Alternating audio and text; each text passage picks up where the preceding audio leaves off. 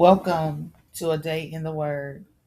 Today's reading is 2 Kings chapter 20 through 2 Kings chapter 22. 2 Kings chapter 20. At that time, Hezekiah became sick and almost died. The prophet Isaiah, son of Amoz, went to see him and told him, "The Lord says you will die soon, so you should tell your family what they should do when you die. You will not get well." Hezekiah turned his face to the wall that faced the temple and began praying to the Lord. "Lord, remember that I have sincerely served you with all my heart. I have done what you say is good." Then Hezekiah cried very hard. Before Isaiah had left the middle courtyard, he received this message from the Lord: "Go back and speak to Hezekiah, the leader of my people. Tell him, this is what the Lord, the God of your ancestor David, says. I heard your prayer and I saw your tears, so I will heal you. On the third day, you will go up to the temple of the Lord. I will add 15 years to your life. I will save you and this city from the king of Assyria. I will protect this city. I will do this for myself and because of the promise I made to my servant David." Then Isaiah said, "Crush figs together and put them on your sore. You will get well." So they took the mixture of figs and put it on Hezekiah's sore place, and he got well. Hezekiah asked Isaiah, "What will be the sign that the Lord will heal me, and that I will go up to the temple of the Lord on the third day?" Isaiah said, "Which do you want? Should the shadow go forward 10 steps or go back 10 steps?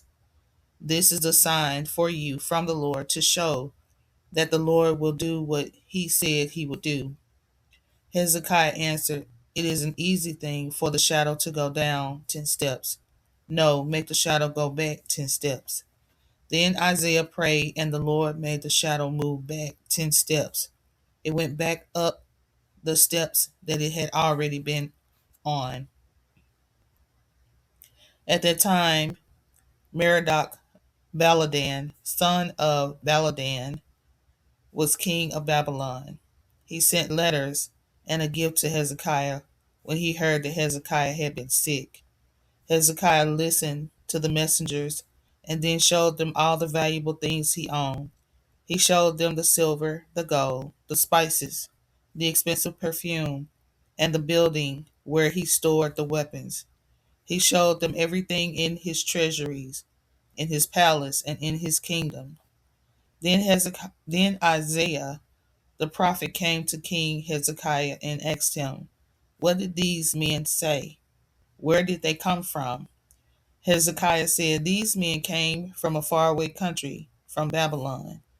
Isaiah said, "What did they see in your palace?" Hezekiah answered, "They saw everything I own. I showed them all my wealth." Then Isaiah said to Hezekiah, "Listen to this message from the Lord. The time is coming when everything in your palace and everything your ancestors have saved until today will be carried away to Babylon. Nothing will be left. The Lord said this: the Babylonians will take your sons, and your sons will become officers in the palace of the king of Babylon." Then Hezekiah told Isaiah, "This message from the Lord is good." Hezekiah said this because he thought, "There will be real peace and security during my lifetime." All the great things that Hezekiah did, including his work on the pool and the aqueduct to bring water into the city, are written in the book, The History of the Kings of Judah. Hezekiah died and was buried with his ancestors, and his son Manasseh became the new king after him. 2 Kings chapter 21. Manasseh was 12 years old when he began to rule. He ruled 55 years in Jerusalem. His mother's name was Hephzibah. Manasseh did what the Lord said was wrong. He did the terrible things the other nations did, and the Lord forced those nations to leave their country when the Israelites came. Manasseh rebuilt the high places that his father Hezekiah had destroyed. He also built altars for Baal and made an Asherah pole, just as King Ahab of Israel had done. Manasseh worshipped and served the stars of heaven. He built altars to honor false gods in the Lord's temple. This is the place the Lord was talking about when he said, I will put my name in Jerusalem. Manasseh built altars for the stars of heaven in the two courtyards of the Lord's temple. He sacrificed his own son and burned him on the altar. He used different ways of trying to know the future. He visited mediums and wizards. Manasseh did more and more things that the Lord saw as evil, which made the Lord angry. Manasseh made a carved statue of Asherah. He put this statue in the temple. The Lord had said to David and to David's son Solomon about this temple, I have chosen Jerusalem from all the cities in Israel. I will put my name in the temple in Jerusalem forever. I will not cause the Israelites to leave the land that I gave to their ancestors. I will let the people stay in their land if they obey everything I commanded them and all the teachings that my servant Moses gave them. But the people did not listen to God. Manasseh did more evil things than all the nations that lived in Canaan before Israel came. And the Lord destroyed those nations when the Israelites came to take their land. The Lord used his servants, the prophets, to say this. King Manasseh of Judah has done these hated things and has done more evil than the Amorites before him. He also has caused Judah to sin because of his idols. So the Lord, the God of Israel, says, Look, I will bring so much trouble against Jerusalem and Judah that anyone who hears about it will be shocked. I will stretch the measuring line of Samaria and the plumb line of Ahab's family over Jerusalem. A man wipes a dish and then he turns it upside down. I will do that to Jerusalem. There will still be a few of my people left, but I will leave them. I will give them to their enemies. Their enemies will take them as prisoners. They will be like the valuable things soldiers take in war. This is because my people did what I said was wrong. They have made me angry with them since the day their ancestors came out of Egypt. And Manasseh killed many innocent people. He filled Jerusalem from one end to another with blood. And all these sins are in addition to the sins that caused Judah to sin. Manasseh caused Judah to do what the Lord said was wrong. All the things that Manasseh did, including the sins that he committed, are written in the book, The History of the Kings of Judah. Manasseh died and was buried with his ancestors. He was buried in the garden at his house. It was called the Garden of Uzzah. His son Ammon became the new king after him. Ammon was 22 years old when he began to rule. He ruled 2 years in Jerusalem. His mother's name was Meshullemeth, daughter of Haruz from Joppa. Ammon did what the Lord said was wrong, just as his father Manasseh had done. Ammon lived just as his father had lived. He worshipped and served the same idols his father had worshipped. Ammon left the Lord, the God of his ancestors, and did not live the way the Lord wanted. Ammon's servants made plans against him and killed him in his palace. The common people killed all the officers who made plans against King Ammon. Then the people made Ammon's son Josiah the new king after him. The other things that Ammon did are written in the book, The History of the Kings of Judah. Ammon was buried in his grave at the Garden of Uzzah. His son Josiah became the new king. 2 Kings chapter 22. Josiah was 8 years old when he began to rule. He ruled 31 years in Jerusalem. His mother's name was Jedidah, the daughter of Adiah of Boskath. Josiah did what the Lord said was right. He followed God like his ancestor David.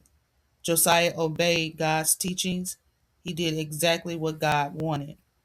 During the 18th year that Josiah was king, he sent Shaphan, son of Azaliah, son of Meshullam, the secretary, to the Lord's temple.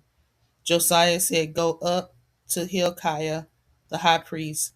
Tell him that he must get the money that people brought to the Lord's temple." The gatekeepers collected that money from the people. The priest must use that money to pay the workers to repair the Lord's temple. They must give that money to the men who supervise the work on the Lord's temple. Use that money for the carpenters, stone masons, and stone cutters. Also use that money to buy the timber and cut stones that are needed to repair the temple. Don't count the money that you give to the workers. They can be trusted. Hilkiah the high priest said to Shaphan the secretary, "Look, I found the book of the law in the Lord's temple." Hilkiah gave the book to Shaphan, and Shaphan read it. He went to King Josiah and told him what happened. Shaphan said, "Your servants have gathered all the money that was in the temple. They gave it to the men who supervised the work on the Lord's temple." Then he told the king, "And Hilkiah the priest also gave this book to me." Then Shaphan read the book to the king. When the king heard the words of the book of the law, he tore his clothes to show he was sad and upset. Then he gave a command to Hilkiah the priest, Ahikam, son of Shaphan, Achbor, son of Micaiah, Shaphan the secretary, and Asaiah the king's servant. King Josiah said, "Go and ask the Lord what we should do. Ask for me, for the people, and for all Judah. Ask about the words of this book that was found. The Lord is angry with us because our ancestors did not listen to the words of this book. They did not obey all the commands that were written for us." So Hilkiah the priest, Ahikam, Achbor, Shaphan, and Asaiah went to Huldah, the woman prophet. Huldah was the wife of Shallum, son of Tikvah, son of Harhas. He took care of the priest's clothes. Huldah, Huldah was living in the second quarter in Jerusalem. They went and talked with Huldah. Then Huldah said to them, "The Lord, the God of Israel says, tell the man who sent you to me, the Lord says this: I am bringing trouble on this place and on the people who live here. These are the troubles that are mentioned in the book that the king of Judah read. The people of Judah have left me and have burned incense to other gods. They made me very angry. They made many idols. That is why I will show my anger against this place. My anger will be like a fire that cannot be stopped. King Josiah of Judah sent you to ask advice from the Lord. Tell Josiah that this is what the Lord, the God of Israel, says. You heard the words I spoke against this place and those who live here. And when you heard those words, your heart was soft, and you showed your sorrow before the Lord.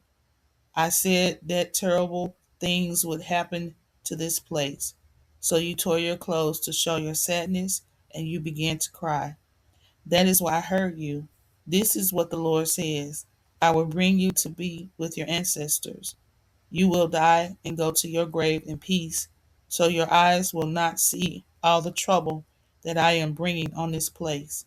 Then Hilkiah the priest, Ahikam, Achbor, Shaphan, and Asaiah gave that message to the king. Thank you for joining a Day in the Word Bible in a Year series. Please subscribe, like, comment, And don't forget to turn on that notification bell. Until next time, shalom.